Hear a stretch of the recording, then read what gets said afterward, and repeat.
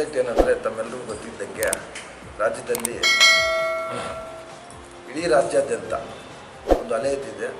ಏನದು ಅಲೆ ಅಂದರೆ ಅಲ್ಪಸಂಖ್ಯಾತರ ವಿಭಾಗದಲ್ಲಿ ಅಲ್ಪಸಂಖ್ಯಾತರ ನಾಯಕರಾಗಿರುವಂತಹ ನಮ್ಮ BZ ಜಮೀರ್ ಅಹ್ಮದ್ ಅಣ್ಣನವರಿಗೆ ಮೊದಲನೇ ಕಂತಿನಲ್ಲಿ ಸಚಿವ ಸ್ಥಾನ ಕೊಟ್ಟಿಲ್ಲ. ನಮ್ಮ ನಿರೀಕ್ಷೆ, ನಮ್ಮೆಲ್ಲರ ನಿರೀಕ್ಷೆ ಅವರು ಈ ರಾಜ್ಯದ ಉಪಮುಖ್ಯಮಂತ್ರಿಗಳಾಗುತ್ತೇವೆ ಅಂತ ನಾವೆಲ್ಲ ಅಂದ್ಕೊಂಡಿದ್ವಿ.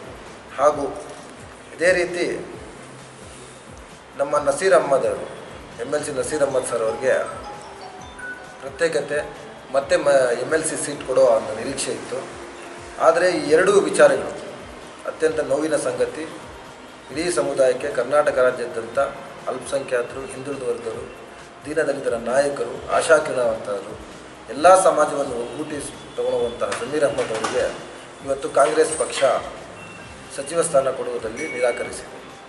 ಮಾನದಂಡಗಳು ಏನೇ ಆಗಿರ್ಬೋದು, ಆದರೆ ಅಲ್ಪಸಂಖ್ಯಾತ ಕಟ್ಟಕಡೆಯ ಒಂದು ಯುವಕರಾಗಿರ್ಬೋದು,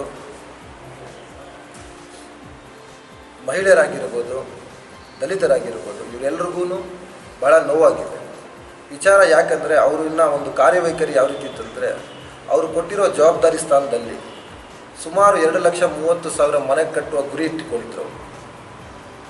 ಹೌಸಿಂಗ್ ಬೋರ್ಡಲ್ಲಿ ಅವ್ರು ಕೊಟ್ಟಿರೋ ಖಾತೆಯಲ್ಲಿ ಮೊದಲನೇ ಕಂತಿನಲ್ಲಿ 20,300 ಚಿಲ್ಲರೆ ಮನೆಗಳು ಕೊಟ್ಟಿದ್ದರು. ಹುಬ್ಬಳ್ಳಿಯಲ್ಲಿ ಕಾರ್ಯಕ್ರಮ ಆದಾಗ 40,000 ಮನೆಗಳು ಹಸ್ತಾಂತರ ಮಾಡಿದ್ರು. ಇದು ಏಕೈಕ ನಾಯಕ ರಾಜ್ಯದಲ್ಲಿ 2013ರಿಂದ ಹಿಡಿದು 2004, 5, 13, 17 ಇಷ್ಟೆಲ್ಲ ಸರ್ಕಾರಗಳು ಹೋದರೂ ಯಾರೂ ಬಡವರಿಗೆ ಕಟ್ಟುಕೊಡುವ ಒಂದು ಭಾವನೆ, ಒಂದು ಆಶಯ ಯಾರಿಗೂ ಇರಲಿಲ್ಲ. ಇಷ್ಟಪಟ್ಟು ಅವರು ಎಲ್ರಿಗೂ ಬಡವರಿಗೆ ಒಂದು ಒಳ್ಳೆಯದಾಗಬೇಕು ಅಂತ ಆ ಒಂದು ಸ್ಕೀಮ್ನಲ್ಲಿ ಸಿದ್ದರಾಮಯ್ಯನವರಿಗೆ ಒಪ್ಪಿಸಿ 2023 ಸರ್ಕಾರದ ನಂತರ ಅದಕ್ಕೆ ಪ್ರತ್ಯೇಕವಾದ ಬಜೆಟನ್ನು ತಗೊಂಡು ಮನೆಗಳು ಕಟ್ಟುಕೊಡುವ ಒಂದು ಕಾರ್ಯಕ್ರಮವನ್ನು ಹಮ್ಮಿಕೊಂಡಿದ್ರು. ನಂತರ ತಾವೆಲ್ಲ ನೋಡ್ಬೋದು, ಆನೇಕಲ್ಲಿನಲ್ಲಿ 1,000 ಕೋಟಿ ದೇಶದಲ್ಲೇ 2ನೇ ಅತಿ ದೊಡ್ಡ ಸ್ಟೇಡಿಯಂ ಮೊನ್ನೆ ಉದ್ಘಾಟನೆ ಮಾಡಿದ್ದು ಜಮೀರ್ ಅಹ್ಮದ್ ಅವರ ಪೋರ್ಟ್ಫೋಲಿಯೋಲ್ಲೇ ಉದ್ಘಾಟನೆ ಆಗಿದೆ. ಇಂತಹ ಅನೇಕ ಕಾರ್ಯಕ್ರಮಗಳು ಬಡವರಿಗೆ ಎಲ್ಲಿ ಅಲ್ಪಸಂಖ್ಯಾತರಿಗೆ, ಎಲ್ಲಿ ದಲಿತರಿಗೆ ಎಲ್ಲಿ ಅನ್ಯಾಯ ಆಗುತ್ತೋ ಅವರು ಎದ್ದು ಬಂದು ನಿಂತು ತಡರಾತ್ರಿಯಲ್ಲಿ ಇದ್ದಿರ್ಬೋದು. ನೀವು ನೋಡಿರ್ಬೋದು, ವಿಕ್ಟೋರಿಯಾ ಹಾಸ್ಪಿಟಲ್ ಬೆಂಗಳೂರಲ್ಲಿ ಬಿಲ್ಡಿಂಗ್ ಕಾಂಪೌಂಡ್ ಗೋಡೆ ಕುಸಿತದಲ್ಲಿ 18ರಿಂದ 19 ಜನ ತೀರ್ಕೊಂಡ್ಬಿಟ್ರು. ಅದರಲ್ಲಿ ತಮಿಳ್ನಾಡಲ್ಲಿದ್ದರು, ಕೇರಳ ಅವರಿದ್ದರು, ಬೆಂಗಳೂರವರು ಇದ್ದರು. ಒಬ್ಬೊಬ್ಬರಿಗೆ ಒಂದೊಂದು ಮನೆಗೆ ಮೃತಪಟ್ಟ ಒಬ್ಬೊಬ್ಬರಿಗೆ 5-5 ಲಕ್ಷ ರೂಪಾಯಿ ಅವರು ಸ್ವಂತ ಹಣದಿಂದ ಕೊಟ್ಟರು. ಇದು ಯಾಕೆ ಕೊಟ್ಟರು ಅಂದರೆ ಅವರ ಒಂದು ವೈಯಕ್ತಿಕ ಹಣದಲ್ಲಿ ಕೊಟ್ಟಿದ್ದು, ಸಂಘಟನೆ ಮಾಡೋ ಉದ್ದೇಶದಿಂದ ಕೊಟ್ಟಿರೋದು. ಬಳ್ಳಾರಿಯಲ್ಲಿ ತಾವು ನೋಡ್ಬೋದು, ಒಂದು ಫೈರಿಂಗಲ್ಲಿ ಒಬ್ಬ ಕಾಂಗ್ರೆಸ್ ಕಾರ್ಯಕರ್ತ ಸಾವಪ್ಪಿದ. ಹೆಂಗಾಯಿತು ಅಂತ ತನಿಖೆ ಆಗ್ತದೆ, ಅದಕ್ಕೆ ಬೇರೆ ಪ್ರಶ್ನೆ. ಆದರೆ ಇವರು ಹೋಗ್ಬಿಟ್ಟು ತಮ್ಮೆಲ್ಲರೂ ಮಾಧ್ಯಮದಲ್ಲಿ ಗೊತ್ತಿರ್ಬೋದು, ಒಂದು ದೊಡ್ಡ ಅಮೌಂಟನ್ನು ಕೊಟ್ಟರು. ಅದ್ರ ಬಗ್ಗೆ ಒಬ್ಬ BJPಯವರು ಒಂದು ಕಂಪ್ಲೇಂಟ್, ಇಡಿಗೂ ಕಂಪ್ಲೇಂಟು ಕೊಟ್ಟರು. 25 ಲಕ್ಷ ರೂಪಾಯಿ ಕೊಟ್ಬಿಟ್ಟಿದ್ದಾರೆ ಜಮೀರ್ ಅಣ್ಣವರು, ಹಾರ್ಡ್ ಕ್ಯಾಶ್ ಕೊಡಬಾರ್ದು ಆ ರೀತಿಯಲ್ಲ ಅಂತ. ಈ ಥರ ಬಹಳ ಎಕ್ಸಾಂಪಲ್ಸ್ ಇದೆ ಅವರು ಮಾಡಿರೋ ಈ ರಾಜ್ಯದಲ್ಲಿ ಕೆಲಸಗಳಿಗೆ. ಇದೆಲ್ಲ ಮಾಡೋ ಉದ್ದೇಶ ಏನು? ಕಾಂಗ್ರೆಸ್ ಪಕ್ಷ ಸಂಘಟನೆ ಆಗಬೇಕು ಅಂತ. ಅತಿ ಮುಖ್ಯವಾಗಿ ನಮ್ಮ ಸಮಾಜದಲ್ಲಿ ಇಡೀ ರಾಜ್ಯಾದ್ಯಂತ ಮಸೀದಿಗಳಿರುವ ಮೌಜನ್ ಸಾಬುಗಳಿಗೆ, ಮೌಲ್ವಿಗಳಿಗೆ ಹಾಗೂ ಹಜ್ ಕಮಿಟಿಯ ವಾಲಂಟಿಯರ್ಗಳಿಗೆ ತಾವು ನೋಡ್ಬೋದು, ಸುಮಾರು 2,000ಕ್ಕಿಂತ ಹೆಚ್ಚಾಗಿ ತನ್ನ ಸ್ವಂತ ಖರ್ಚಿನಿಂದ ಉಮ್ರಾ ಕಳಿಸಿದ್ದಾರೆ. ಒಬ್ಬೊಬ್ಬ ವ್ಯಕ್ತಿ ಕಳಿಸ್ಬೇಕಾದ್ರೂ ಏನಿಲ್ಲ ಅಂದರೂ 60,000 ಖರ್ಚು ಬರುತ್ತೆ.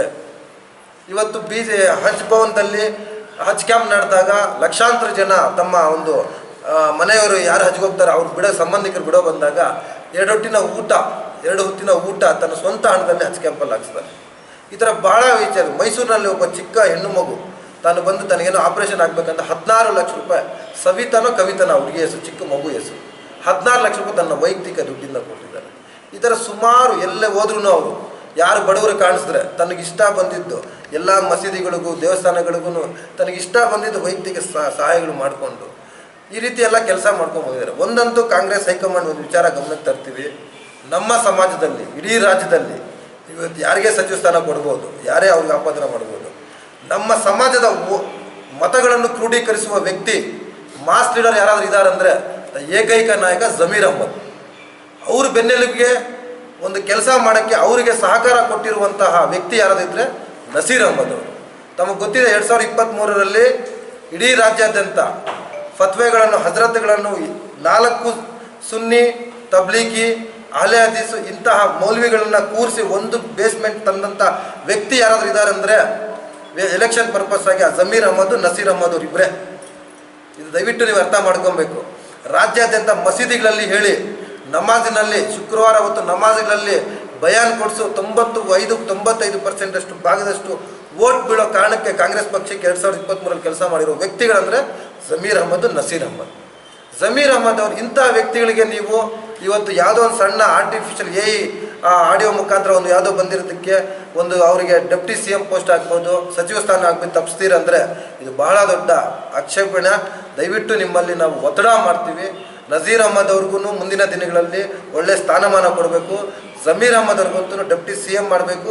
ಅದ್ರ ಜೊತೆಗೆ ಅವ್ರು ಏನು ಕಂಟಿನ್ಯೂಟಿ ಪೋರ್ಟ್ಫೋಲಿಯೋಗಳಿತ್ತು, ವಕ್ಫ್ ಅಲ್ಲಾಗ್ಬೋದು, ವಕ್ಫ್ ಮತ್ತು ಈ ಹೌಸಿಂಗ್ ಸೊಸೈಟಿದ್ದು ಅದನ್ನು ಎರಡೂ ಪೋರ್ಟ್ಫೋಲಿಯೋ ಕೊಟ್ಟು ಅವರು ಉಳಿಕೆ ಆಗಿರುವಂತಹ ಕೆಲಸಗಳನ್ನು ಪೂರ್ಣ ಮಾಡೋಕ್ಕೆ ಇದು ಮಾಡಬೇಕು. ನಂತರ ನಮ್ಮ ಚಿಂತಾಮಣಿಗೆ ಜಮೀರ್ ಅಹಮದ್ ಅವರ ಕೊಡುಗೆ ಏನಂದರೆ, ಜಮೀರ್ ಅಹಮದ್ ನಸೀರ್ ಅಹಮದ್ ಅವರು ಅಂದರೆ ನಮ್ಮ ಸಚಿವರು ಡಾಕ್ಟರ್ MC ಸುಧಾಕರ್ ರೆಡ್ಡಿ ಅವರ ಒಂದು ನೇತೃತ್ವದಲ್ಲಿ ಏನು ಸಚಿವ ಸ್ಥಾನ ಅವರು ಕೊಟ್ಟಿದ್ರು, ಅವ್ರಿಗೂ ಸಹ ಇವತ್ತು ನೀವು ಕಡೆಗಣಿಸಿದ್ದೀರೋ ಅಥವಾ ಒಂದು ಜಾತಿವಾರ ಇದರಲ್ಲಿ ಇದು ಮಾಡಿದ್ದೀರೋ, ಅವ್ರು ಮಾಡಿರೋ ವೈಖರಿಯ ಬಗ್ಗೆ ನಾವು ನಿಮ್ಗೆ ಹೇಳೋಕ್ಕೆ ಸಾಧ್ಯ ಇಲ್ಲ. ನಮ್ಮ ಇಡೀ ಸಮುದಾಯ, ಚಿಂತಾಮಣಿ ಸಮುದಾಯದಲ್ಲಿ, ಚಿಂತಾಮಣಿ ಇತಿಹಾಸದಲ್ಲಿ ರಾಜ್ಯದಲ್ಲಿ ಯಾವುದೇ ಒಂದು ಮಸೀದಿಗಾಗಲಿ, ದರ್ಗಾಗಾಗಲಿ, ಈದ್ಗಾ ಕಾಂಪೌಂಡ್ಗಾಗಲಿ 32 ಕೋಟಿ ಒಂದೇ ಒಂದು ಇನ್ಸ್ಟಿಟ್ಯೂಟ್ ಕೊಟ್ಟಿರೋ ಇತಿಹಾಸ ಯಾವುದಾದ್ರೂ ಇದೆಯಂದರೆ ಅದು ಚರಿತ್ರೆಯಲ್ಲಿ ನಿಲ್ಲುವಂಥ ಕೆಲಸ ಯಾರಿಗಾದ್ರೂ ಸಲ್ಲಿಸಬೇಕಾದ್ರೆ ಒಂದು ಸಚಿವ MC ಸುಧಾಕರ್ ರೆಡ್ಡಿ ಅವರಿಗೆ, ಎರಡನೇದು ಜಮೀರ್ ಅಹಮದ್ ಅವರಿಗೆ, ಮೂರನೇದು ನಸೀರ್ ಅಹಮದ್ ಅವರಿಗೆ. ನಮ್ಮ ಸಚಿವರ ಒಂದು ಸಹಕಾರ ಕೊಟ್ಟಿರೋದು ಜಮೀರ್ ಅಣ್ಣವರು, ನಸೀರ್ ಅಹಮದ್ ಇವರು ಇಬ್ಬರು ಸೇರಿ ನಮ್ಮದೇ ರಾಜ್ಯದಲ್ಲಿ ಮುರುಗ್ಮಲ ದರ್ಗಾಗೆ 32 ಕೋಟಿ ಕೊಟ್ಟಿದ್ದಾರಲ್ಲ, ಇದು ರಾಜ್ಯದ ಇತಿಹಾಸದಲ್ಲೇ ಯಾವತ್ತೂ ಎಲ್ಲಿ ನಡೆದೂ ಇಲ್ಲ, ಇನ್ನು ಮುಂದೆ ನಡೀದೇ ಇರ್ಬೋದು. ಅತ್ಯಾಧುನಿಕ ಮಟ್ಟದಲ್ಲಿ ದರ್ಗಾವನ್ನು ಡೆವಲಪ್ಮೆಂಟ್ ಮಾಡೋದಕ್ಕೆ ಅವ್ರು ತಂದಿರೋ ಗ್ರ್ಯಾಂಟು ಅವರೇ ಬಂದು ಖುದ್ದು ಬಕ್ರೀದ್ ನನಗೆ ಹೇಳಿದರು.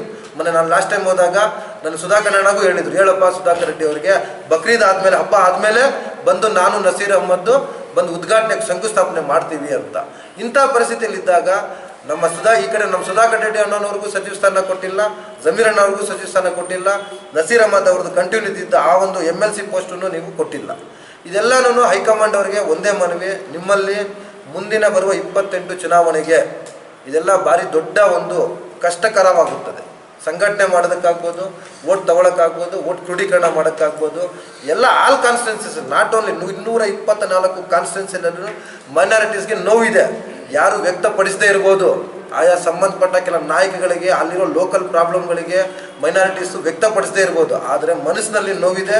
ದಯವಿಟ್ಟು ನಮ್ಮಲ್ಲಿ ಮನವಿ ಮಾಡ್ತೀವಿ, ಈ ವಿಚಾರ ನಿಮ್ಮ ಗಮನಕ್ಕೆ ತರಬಯಸ್ತೀವಿ. ಅವ್ರನ್ನ ಮುಂದಿನ ಕಂತಿನಲ್ಲಿ ಸುಧಾಕರ್ ಆಗ್ಬೋದು, ಜಮೀರ್ ಅಣ್ಣನಾಗ್ಬೋದು, ನಸೀರ್ ಅಹಮದ್ ಅವ್ರಿಗಾಗ್ಬೋದು, ಎಲ್ಲರಿಗೂ ಮುಂದಿನ ಅವಧಿಯಲ್ಲಿ ಸಚಿವ ಸ್ಥಾನ ಕೊಡಬೇಕಂತ ಕಾಂಗ್ರೆಸ್ ಪಕ್ಷದಲ್ಲಿ ಒತ್ತಾಯ ಮಾಡ್ತೀವಿ. ಇಂಪಾರ್ಟೆಂಟ್ ಸಮುದಾಯ ಅಂದರೆ ಈಗ ತಾವು ನೋಡ್ತಾ ಇರ್ಬೋದು, 2-3 ದಿನದಿಂದ ಒಬ್ಬ ಸಚಿವರು, ಹಿರಿಯ ಸಚಿವರು ಬೆಂಗಳೂರಿನಲ್ಲಿ ರಾಮಲಿಂಗಾರೆಡ್ಡಿ ಸಾಹೇಬರು ತನಗೆ ಕೊಟ್ಟಿರೋ ಖಾತೆ ಪಟ್ಟಿಲ್ಲ ಅಂತ ರಾಜೀನಾಮೆ ಕೊಡಬಹುದು. ಇವತ್ತು ಅವರಿಗೆ ಒಪ್ಪಿಸೋದಕ್ಕೆ ಇಡೀ ಹೈಕಮಾಂಡು, ಮುಖ್ಯಮಂತ್ರಿಗಳು, ಹಿರಿಯ ಸಚಿವರು ಎಲ್ಲರೂ ಅವ್ರ ಬಗ್ಗೆ ತಾವು ಹೆಸರಿಡ್ತಾ ಇದ್ದಾರೆ. ರಾಜ್ಯಾದ್ಯಂತ ಕೊಪ್ಪಳದಿಂದ ಹಿಡಿದು ಬಳ್ಳಾರಿ, ಹಾಸನ, ಹಾವೇರಿ, ಮಂಡ್ಯ, ಮೈಸೂರು, ಬೆಂಗಳೂರು ನಗರ, ತುಮಕೂರು, ಚಿಕ್ಕಬಳ್ಳಾಪುರ, ಗೌರಿಬಿದನೂರು, ಕೋಲಾರ, ಎಲ್ಲ ಕಡೆ ರಾಜ್ಯಾದ್ಯಂತ ಜಮೀರ್ ಅಹಮದ್, ನಸೀರ್ ಅಹಮದ್ ಅವ್ರ ಬಗ್ಗೆ ಪ್ರತಿಭಟನೆಗಳು ನಡೀತಾ ಇದ್ದಾರೆ. ನೀವು ಅವ್ರನ್ನ ಕರೆಸಿ ಮಾತಾಡಿ, ಏನಾಗಿದೆ ನಿಮ್ಮ ಜವಾಬ್ದಾರಿ, ನಾವು ನಿಮ್ಮನ್ನ ಮುಂದಿನ ದಿನದಲ್ಲಿ ಇರ್ತೀವಿ ಅಂತ. ಎಲ್ಲ ಸಮಾಜಕ್ಕೂ ತಾವು ಜೊತೆಗೆ ತಗೊಂಡೋಗ್ಬೇಕು. ಒಂದೇ ಸಮಾಜದಿಂದ ಎಲ್ಲೂ ಯಾವುದೇ ಸರ್ಕಾರ ಬರೋಕ್ಕೆ ಸಾಧ್ಯ ಇಲ್ಲ. ಎಲ್ಲ ಸಮಾಜಗಳು ಇರಬೇಕು. ನಾವು ನಿಮಗೆ ಬೇರೆ ಯಾರಿಗೆ ಯಾವ ರೀತಿ ಯಾವ ಗೌರವ ಕೊಡ್ತಿರೋ ಅದೇ ಗೌರವ ನಮ್ಮ ಸಮಾಜದ ವ್ಯಕ್ತಿಗಳಿಗೂ, ನಮ್ಮ ಸಮಾಜದ ನಮಗೆ ನಿಂತಿರುವಂಥ ನಾಯಕರುಗಳಿಗೂ ಗೌರವ ಕೊಡಬೇಕು, ಅವ್ರಿಗೊಂದು ಸ್ಥಾನಮಾನ ಕೊಡಬೇಕಂತ ನಮ್ಮ ಮನವಿ. ಪ್ಲಸ್ ನಮ್ಮ ಸಚಿವರಿಗೆ ಯಾಕೆ ಕೊಡಬೇಕಂತ ಅವರು ವರ್ಕ್ ಪ್ರೋಗ್ರೆಸ್ ಕಾರ್ಡ್ ಅನ್ನೋದು ಇರುತ್ತೆ. ಈಗಾಗಲೇ ASCCL ಕೊಟ್ಟಿದೆ, KPCCL ಇದೆ. ಅದನ್ನು ಪರಿಗಣಿಸಿ ಸುಧಾಕರ್ ರೆಡ್ಡಿ ಅವರು ಯಾವ ರೀತಿ ತಮ್ಮ ಕೊಟ್ಟಿರೋ ಜವಾಬ್ದಾರಿಯನ್ನು ನಿರ್ವಹಿಸಿದ್ದಾರೆ, ಯಾವ ರೀತಿ ಒಂದೊಂದು ಒಳ್ಳೆ ಉನ್ನತ ಶಿಕ್ಷಣ ಸಚಿವ ಸ್ಥಾನದಲ್ಲಿ ಒಳ್ಳೆ ಮಾರ್ಪಾಡುಗಳು ತಂದಿದ್ದಾರೆ.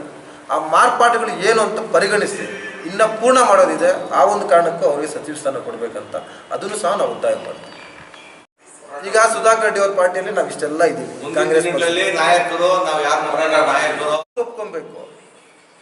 ರಾಮಲಿಂಗಾರೆಡ್ಡಿ ಅವರು ಸಚಿವ ಸ್ಥಾನ ರಿಟರ್ನ್ ಕೊಟ್ಬಿಟ್ಟು ಖಾತೆ ಒಪ್ಕೊಳ್ಳಿಲ್ಲ ಅಂತ ಇವತ್ತಿನ ರಾಜೀನಾಮೆ ಹೇಗೆ ನೆನ್ನೆ ವಾಪಸ್ ತಗೊಂಡ್ಬಿಟ್ರು, ಅದೇ ರೀತಿಯಲ್ಲಿ ನಮ್ಮ ನಾಯಕರಿಗೆ ಒಪ್ಪಿಸಿ, ಅವ್ರೇನು ನಿಮಗಿಂತ ದೊಡ್ಡವರಲ್ಲ, ಅವ್ರಿಗಿಂತ ದೊಡ್ಡವ್ರು ಯಾರು ಅಲ್ಲ, ನಮ್ಮ ಸಮಾಜದಲ್ಲಿ ನಮಗೆ ದೊಡ್ಡವರು, ಅವ್ರಿಗೆ ಒಪ್ಪಿಸ್ಬಿಟ್ಟು ಅವ್ರಿಗೇನಿದೆ ಅವ್ರ ಸ್ಥಾನಮಾನ ಕೊಳ್ಳಿ ಅನ್ನೋದು ಒಂದು ನಮ್ಮ ಒತ್ತಡ. ನಮಗೆ ಪಾರ್ಟಿನೂ ಮುಖ್ಯ.